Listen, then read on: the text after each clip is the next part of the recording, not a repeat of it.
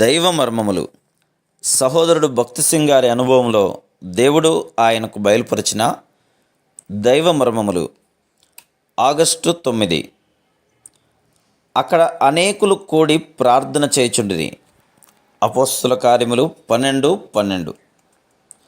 ఆత్మీయ విషయములలో మన భారములను కలిసి భరించవలను. మన భారములను పంచుకొని మనమందరము కలిసి ప్రభువును చేపట్టవలను.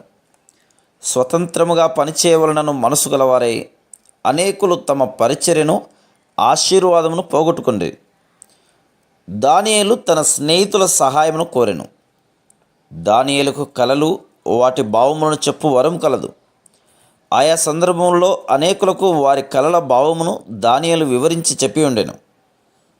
అనేక పర్యాయములు అనేకులు వారి కలల భావమును తెలుసుకొనుటకై దానియేలు వద్దకు వచ్చి ఉండవచ్చును. అయినను ఈ సమయంలో దానియేలు తన 3 స్నేహితులతో కలిసి ప్రార్థించెను.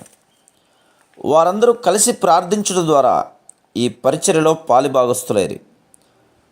వారి వరములు వేరువేరుగా ఉన్నను దేవుని పనిలో వారందరూ సమాన భాగములు పొందిరి.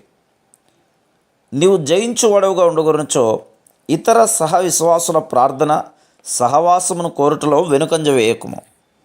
నీ కష్టములు వారితో చెప్పుము. నీ కొరకై ప్రార్థించుమని కోరుము. నీవు వారితో కలిసి ప్రార్థించుము. అట్లు చేసిన ఎంత మేలు పొందదవో నీవే చూడగలవు.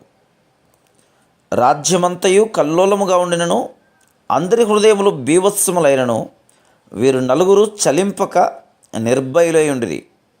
దేవుడు వారిని నశింపచేయడని విశ్వసించిరి. అట్లే మన జీవితంలో ఎన్ని ఉపద్రవములను ఎదుర్కొనవలసినను చలించరాదు. ప్రభువు మనల్ని కాపాడగలడని నమ్మవలను. Praise the lord.